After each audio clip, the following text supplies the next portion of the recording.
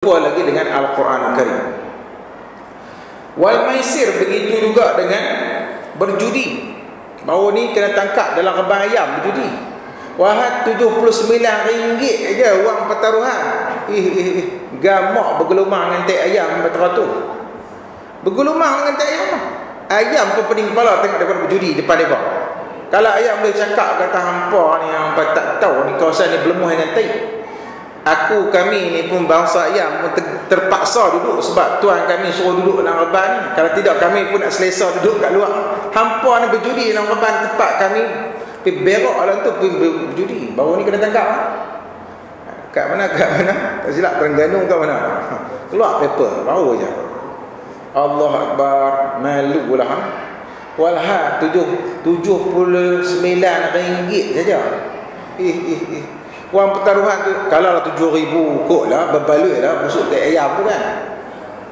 Berbaloi pun haram juga sebenarnya, tetapi nengokkan dia punya wang pertaruhan pun RM79 aja sampai tergamak bergelumang dengan tek ayam, duduk berjudi dalam keadaan berlumuran dengan tek ayam. Nak mengelakkan daripada orang dapat kesan. Jadi orang tak akan sangka lah dalam rebaya ada orang berjudi. Memang kita tak sangka pun, tetapi rupa-rupanya bila mereka sanggup buat di dalam rebaya, ditangkap juga, dapat dihidu juga, dapat dihidu judi dengan tek ayam sekali pun bau sekali. bukan bau judi je. Judi itu kan Rasulullah Allah kata rijsun, najis daripada amal syaitan. Dia bertambah najis lagi lah. Dengan judi itu pun rijsun min amal syaitan, kotoran najis daripada amal syaitan. Dan dia pula main pula dalam keadaan berlumuran dengan najis tek ayam. Mazhab Syafi'i menentukan bahawasanya najis tek ayam itu adalah najis mutawassithah, kecuali mazhab Imam Ahmad bin Hanbal. Itu perbezaan sedikitlah, iaitu binatang yang halal dimakan dia tidak sampai kepada najis.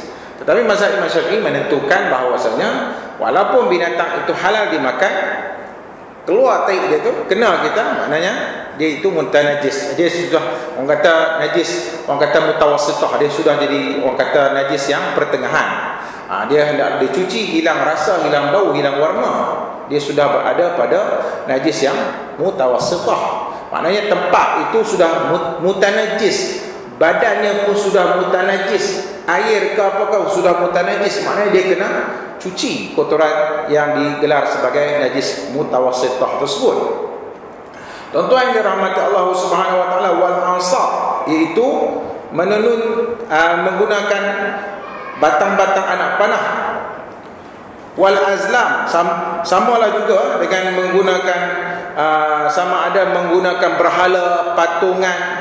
Anak kecil baru dilahirkan, kadang-kadang ada juga orang biasa dengan budaya mengikat gelangan tertentu ataupun kalungan tertentu. Lepas tu mengadu, ya macam mana ni anak tak boleh nak tidur malam, qiyah kata. Panggil ustaz. Bila ustaz datang, dia tepuk-tepuk perut, ada pula angin. Ambil lah kain lampin, kata jeram-jeram sikit, lak-lak, bagi dia sejuk sikit, tak hilang juga dia punya rimas dia tu. Rupa-rupanya dia ada gelang, aksesori yang baru dipakaikan. Bila dilahirkan dia ada tali benang hitam apa-apa begitu. Itu ditakuti adalah merupakan tangkal-tangkal yang dimaksudkan larangannya dalam Al-Quran ini. Berhati-hati kita sudah ada ilmu, kita sudah ada pengajian kuliah sekarang ini. Maknanya sepatut-patutnya lah. Kalau zaman dahulu mungkin hebahan terhadap perkara tangkal azimat ini kurang menyebar lagi. Sekarang tak patut dah ada macam tu. Orang kata tak apa nak cantik dah, ada lagi orang pakai tangkal, ada lagi orang pakai ikatan kalung-kalung. Itu mungkin akan berada bersama dengan tangkal dan kalungan tersebut, penunggu, pendamping dan jin yang tertentu. Itu yang menyebabkan gangguan kepada anak tersebut. Seorang sahabat saya juga dipanggil untuk membaca surah Al-Baqarah, masuk dalam rumah. Sampai di rumahnya, tiba-tiba di tengah-tengah rumahnya disiap satu dulang pulut kuning, rendang daging, colok dia bakar. Perasa, kata konda ini nak buat apa ni? Nak baca surah Baqarah tak apalah, tapi pasal apa? Ada colok, bakar, berasap semua siap. Dia kata, hak colok-colok tu minta maaf, buang. Kita tidak terima benda-benda ini. Ayat Quran ataupun zikrullah tidak menerima colok-colok begitu. Tidak sewajarnya ada colok ataupun perasapan-perasapan yang begitu-begitu. Maka dibuanglah agenda ataupun pembakaran itu, perasapan itu dibuang. Bila dah seminggu dua, tuan rumah mengadu, Ustaz baca tak dia apa, main juga hantu setan. Maka ustaz tu pun pergi tengok rumah dia. Patutlah hantu setan suka rumah dia. Cek dalam bilik master bedroom dia, patung ada, gambar-gambar yang bukan-bukan ada. Dia ada macam patung-patung tokoh-tokoh tu pada, disimpan. Dia pergi di Siam ke, dia pergi ke Bali, kan ada macam patungan-patungan, gambar-gambar macam patung-patung tu. Dia sangkut-sangkut penuh dalam rumah dia, berceretek di atas parak-parak dia. Maka kenapa dia mempertikaikan ayat Quran tak mampu nak mengenyahkan hantu setan? Sebab rumah dia itu memang ada belah setan. Dia sendiri belah setan melalui belaan-belaannya dalam bentuk yang begitu, patung-patung, gambar-gambar, sama ada labu-labu berlukis gambar-gambar potret yang bukan-bukan. Maka janganlah dikatakan salah kepada bacaan Al-Quran, walhal sebenarnya dia sendiri yang bersalah. Dia sendiri yang menjauhkan dirinya daripada Allah Subhanahu wa taala. Dia berdampingan dan bertakarub dengan benda-benda yang sebegitu rupa. Tuan-tuan yang dirahmati Allah, apabila kita ditanya tentang hukum jual beli, begitu juga tentang riba, hukum riba, maka Allah telah menyatakan wa ahallallahu al-bai'a wa harrama riba, dan Allah menghalalkan jual beli dan mengharamkan riba. Inilah tuan-tuan yang dirahmati Allah, salah satu daripada ayat yang mana kaum Yahudi betul-betul mengamalkan ayat ini. Orang Yahudi tidak langsung mengamalkan riba, walhal dia amat-amat memasarkan bank-bank yang konvensional untuk applykan sistem riba, tetapi dia sendiri pun tidak menggunakan sistem riba tersebut, kerana memang dia tahu madarat di sebalik riba yang dipakai dan dianjurkan. Justru dia memang akan refer benar-benar hukum pinjaman dibayar sebagaimana yang dipinjam. Dia tidak akan memakai sistem riba. Memang dia tahu bahawa itu satu sistem yang amat-amat memudaratkan, kapitalisme yang begitu miskin, yang begitu papa lagi dengan interest yang dikenakan itu. Apabila ditanya tentang hukum berhijab, iaitu memakai hijab, kita mendapati hukumnya sebagaimana firman Allah Subhanahu wa taala. Firman Allah Subhanahu wa taala, dan janganlah mereka memperlihatkan perhiasan tubuh mereka kecuali yang zahir daripadanya, dan hendaklah mereka menutup belahan leher bajunya dan juga tudung kepala mereka. Maknanya tudungkan kepala, dan juga ini tidak dibenarkan. Maknanya in case kalaulah dia memakai baju t-shirt orang perempuan lah, maknanya dia buka sini, maknanya itu sudah dikira membuka aurat. Dia hendaklah tutup sampai kepada pergelangan tangan, kerana tangan dikira sebagai bahagian yang dikecualikan dalam aurat. Bila ditanya tentang aurat, seluruh jasad dan tubuh perempuan itu adalah aurat, kecuali Rasul kata wajh dan juga telapak tangan. Sebab dua wajah itulah bila mana seseorang itu berihram atau perempuan itu dalam keadaan ihram, dia akan membukakan bahagian wajahnya. Dia tidak boleh pakai, orang kata, jilbab ataupun pakai niqab lagi. Dia tak boleh pakai niqab lagi. Dia tidak boleh memakai sarung tangan ketika dia berihram, kerana itu tidak dikelaskan sebagai apa? Sebagai aurat. Dengan yang demikian juga dibenarkan untuk si lelaki untuk melihat dan merisik bakal anak dara yang nak diperistrikannya itu. Maka dibenarkan untuk menatap wajahnya. Tidak perlu tutup muka, dia kena buka muka. Kalau dia jenis tutup muka pun dia kena buka. Eloknya dialah yang mengangkat hidang. Kalau dah datang rombongan nak menengok kan anak dara kat rumah orang tu, maka patut-patutnya dia angkat hidang lah. Dia tidak perlulah show pula. Okey, dipersilakan untuk masuk menghadap. Tak payah hamba teratur lah. Dia tidak perlu dipersilakan. Dia datang dalam keadaan yang ada fungsi dia yang tersendiri. Itu dia bawa kopi, bawa ayat serbat ke, baguslah macam tu. Jangan suruh mbah yang sudah berusia 60-80 tahun dia angkat. Jadi orang anak teruna nak tengok apa? Nak tengok anak dara. Kalau hantar mbah yang dah 60-70-80 tahun dia kerja juga ataupun pergi suruh bibi kita apa biar angkat, tak kena juga. Suruh anak dara tu. Diperintahkan untuk melihatkan wajah, kerana wajah itu masdarul hub, iaitu sumber cinta, jatuh perasaan kasih seseorang lelaki pada wajah wanita. Orang tidak akan jatuh hati dengan sebab melihat tangan, melihat kepala, melihat kaki. Dia tak akan jatuh cinta. Oh, cantik kaki dia, terus jatuh hati. Mana ada macam tu? Dia akan jatuh perasaan kasih apabila terpandang wajah, maka dia jatuh hati. Ada satu jemaah haji ni tengah duduk berukuh dia pada Arafah. Kan orang perempuan dia tidak boleh bertutup niqab.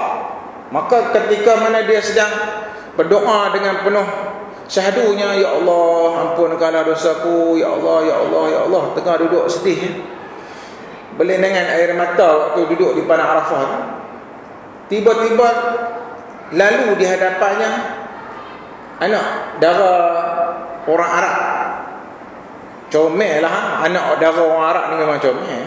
Tambah-tambah buka pula, Allah nampak mata dia tu pun, ya Allah. Terkedu kawan tu, senyap. Tengah-tengah, ya Allah, ya Rahman, ya Rahim. Sekarang tergendala sebentar uzur. Apa pasal ni? Dia tak boleh nak kata apa-apa. Takjub dengan keindahan makhluk ciptaan Allah ni.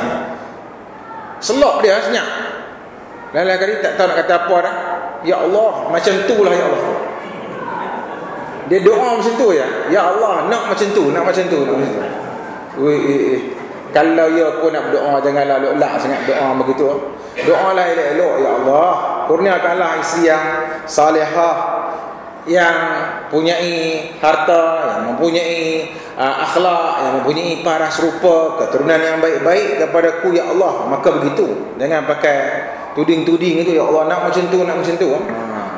Macam anak nak aiskrim kat tepi jalan pula, jadi gitu. Sampai teratur sekali. Ada yang teratur.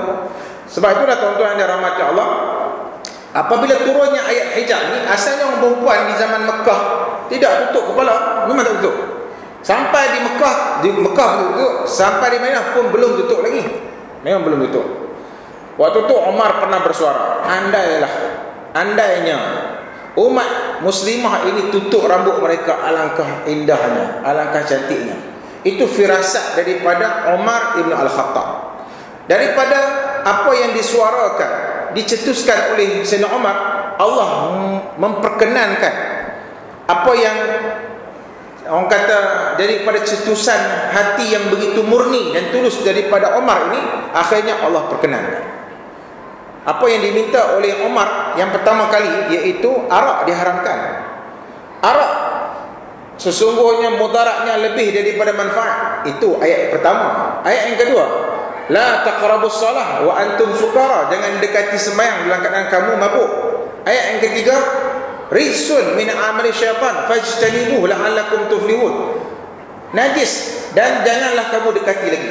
Bila datang peringkat yang ketiga, stage yang ketiga, automatically secara umum tak boleh lagi sentuh arak. Maka perlinanganlah tungtung arak ditumpahkan, diterbalikkan dan sampai bertakung-takung air arak yang duduk dalam tungtung yang begitu banyak, sama ada air kurma, air gandum, mereka peram anggurnya, air kurmanya diperam sampai ada masak dan mereka minum. Macam tuak itulah. Justru bila turun ayat tersebut, mereka langsung pun tidak merasa rugi lagi, lalu ditumpahkan sampai mengalir dalam lorongan-lorongan dan di kawasan apa orang kata jalan-jalan di kota Madinah ketika itu, membawa kepada satu jemaah para ulama berpendapat arak bukan diharamkan kerana memabukkan, bukan diharamkan kerana najis, kerana memabukkan. Bukan diharamkan kerana dia itu najis, kerana dia memang memabukkan. Justru kita tidak kata daun ketum itu diharam kerana dia najis. Tak. Daun ketum pegang berapa kali? Tak apa. Pegang tak apa. Nak tanam tidak guna pakai untuk buat arak, tak ada masalah. Dulu orang tanam biasa je. Tetapi bila dah disalahgunakan, dia dibuat ulam yang lebih-lebih pula, dia rebui-rebui, dia ambil sebagai apa? Sebagai bahan khayalan dia tu, maka dia dikira sebagai haram. Tetapi air dan ketum adakah najis? Tidak najis. Maka para ulama menyatakan dengan yang demikian, arak bukanlah najis. Arak hanyalah diharam kerana memabukkan. Bawalah pada hukum parfum yang ada alkohol, adakah dia itu najis atau tidak? Itu yang sampai berlarutan sampai kepada itu. Namun demikian, sebagai langkah di tengah-tengah dan warak, Allah dah kata pada penghujung ayat ini, fajtanibuh, maka jauhkanlah, maka elakkanlah daripada pakai parfum. Namun begitu, asalnya parfum yang mengandungi alkohol bukanlah najis sebenarnya, bukanlah najis, tetapi Allah suruh ijtanibu, buang, kerana itu amalan syaitan.